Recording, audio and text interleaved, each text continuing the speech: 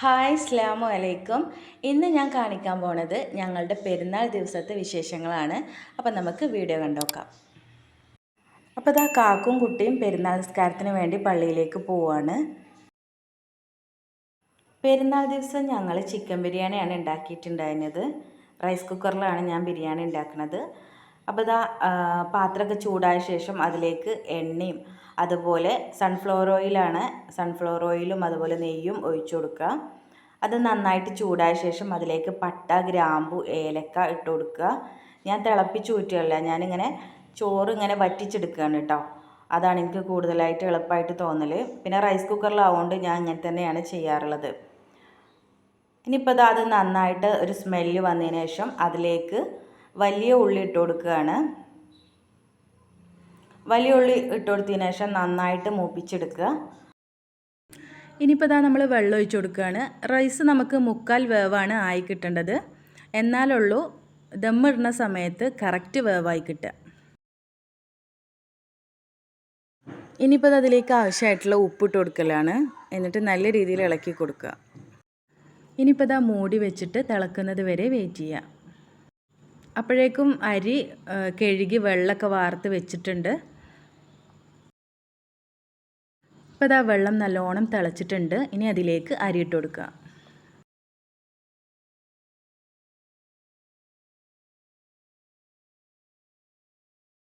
ഇനിയിപ്പോൾ നല്ലോണം ഒന്ന് ഇളക്കി കൊടുക്കുക.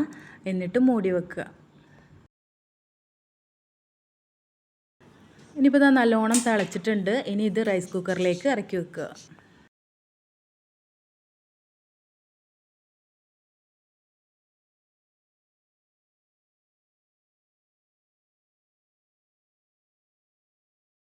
ഇനി ഇതിലേക്ക് ആവശ്യമായിട്ടുള്ള മസാല ഉണ്ടാക്കിയെടുക്കണം. അതിന് നമ്മൾ ഉരുളിയിലാണ് ഉണ്ടാക്കിയെടുക്കുന്നത്.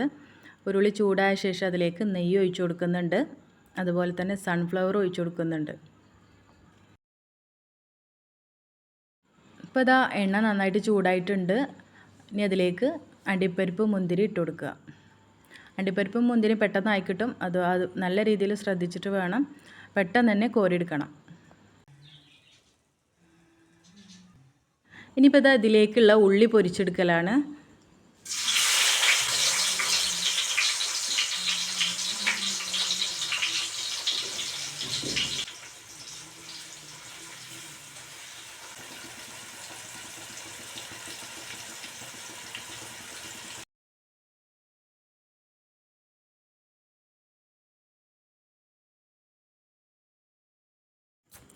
അപ്പോൾ ഉള്ളി നന്നായിട്ടായിട്ടുണ്ട്. ഇനി ഇത് പാത്രത്തിലേക്ക് കോരി മാറ്റുക.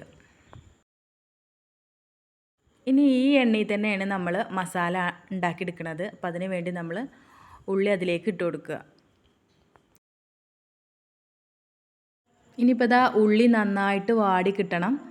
ഉള്ളി നല്ല രീതിയിൽ വാടി കിട്ടണം. അപ്പോഴാണ് മസാലയ്ക്ക് ടേസ്റ്റ് ഉണ്ടാവുക. ഇപ്പോൾ ഉള്ളി നന്നായിട്ട് വാടിയിട്ടുണ്ട്. ഇനി ഇതിലേക്ക് ഇഞ്ചി, വെളുത്തുള്ളി, ചെറുള്ളിയൊക്കെ ചതച്ചത് ഇട്ട് കൊടുക്കുകയാണ്. പച്ചമുളകും ഉണ്ട്. ഇതെല്ലാം ചതച്ചത് ഇട്ട് കൊടുക്കുക. അതിന് ശേഷം നന്നായിട്ട് ഇളക്കി കൊടുക്കുക. അതിൻ്റെ ആ ഒരു സ്മെല്ല് വരുന്നത് വരെ ഇളക്കി കൊടുക്കുക. ഇനി ഇതിലേക്ക് പൊടികൾ ഇട്ട് കൊടുക്കുകയാണ്.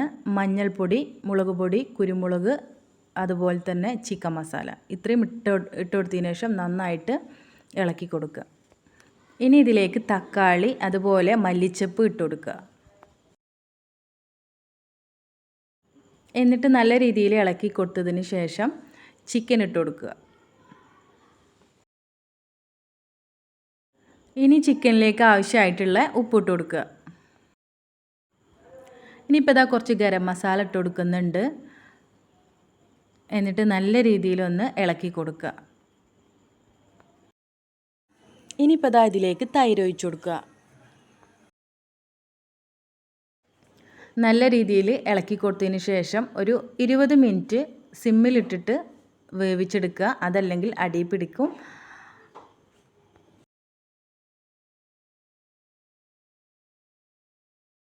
ഇപ്പോൾ നല്ല അടിപൊളി മസാല ഇവിടെ റെഡി ആയിട്ടുണ്ട്. ഇപ്പോൾ റൈസ് കുക്കറിൽ റൈസ് ഇട്ടിട്ട് ഏതാണ്ട് അരമണിക്കൂറായിട്ടുണ്ട്. ഇനി ഇത് എന്തായി എന്നുള്ളത് നോക്കാം. അപ്പോൾ ഇതാ റൈസ് നല്ല രീതിയിൽ വെന്തിട്ടുണ്ട്.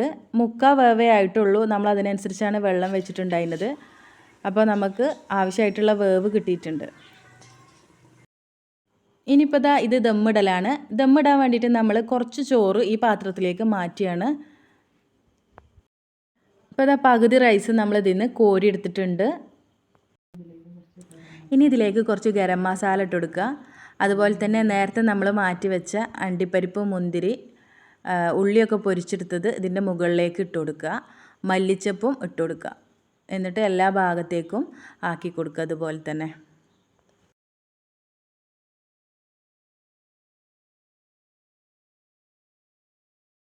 ഇനിയിപ്പോൾ അതിൻ്റെ മുകളിലേക്ക് നമ്മൾ നേരത്തെ കോരി മാറ്റി വെച്ച റൈസ് ഇട്ട് കൊടുക്കുക.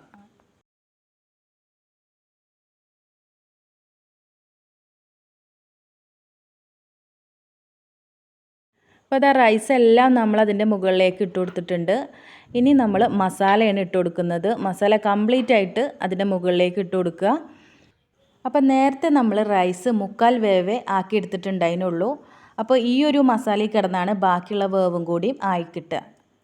ഇത് നമ്മൾ 1 മണിക്കൂർ നേരം ദമ്മാക്കി എടുക്കണം. സാധാ അടുപ്പിലാണെങ്കിൽ നമുക്ക് അരമണിക്കൂർ കൊണ്ട് തന്നെ ദമ്മായി കിട്ടും. അപ്പോൾ റൈസ് കുക്കറിലാവുകൊണ്ട് തന്നെ 1 മണിക്കൂർ കഴിഞ്ഞിട്ടുള്ളത് തുറക്കാൻ പറ്റുക. നമ്മുടെ സാധാ അടുപ്പത്ത് ദമ്മാക്കി എടുത്ത അതേ ബിരിയാണീൻ്റെ ടേസ്റ്റ് തന്നെ നമുക്ക് ഇങ്ങനെ ആയാലും കിട്ടും. ഇനിയിപ്പോൾ നമുക്ക് സാലഡ് ഉണ്ടാക്കിയെടുക്കലാണ്. ഇതിലേക്ക് ഉള്ളി, തക്കാളി, പച്ചമുളക്, മല്ലിച്ചപ്പ് എടുത്തിട്ടുണ്ട്. ഇനി ഇതിലേക്ക് തൈര് ഒഴിച്ച് കൊടുക്കുക, ആവശ്യത്തിന് ഉപ്പിട്ട് കൊടുക്കുക. എന്നിട്ട് നല്ല രീതിയിൽ മിക്സ് ചെയ്ത് കൊടുക്കുക. അപ്പോൾ ഇതാ ബിരിയാണി ഇവിടെ സെറ്റായിട്ടുണ്ട്. അടിപൊളി ബിരിയാണിയാണ്. നമ്മൾ സാധാ അടുപ്പത്ത് വെക്കണം അതേ ടേസ്റ്റ് തന്നെയാണ് നമുക്ക് റൈസ് കുക്കറിലും അതേ ടേസ്റ്റിൽ നമുക്ക് ഉണ്ടാക്കാൻ പറ്റും. അപ്പോൾ എന്തായാലും ഇന്നത്തെ വീഡിയോ ഇത്രേ ഉള്ളൂ. നിങ്ങൾക്ക് ഞങ്ങളുടെ വീഡിയോ ഇഷ്ടമായിട്ടുണ്ടെങ്കിൽ ലൈക്ക് ചെയ്യുക, ഷെയർ ചെയ്യുക, സബ്സ്ക്രൈബ് ചെയ്യുക. അടുത്ത വീഡിയോയിൽ കാണുന്നവരേക്കും ഇൻഷാ അല്ലാഹ് അസ്സലാമു അലൈക്കും.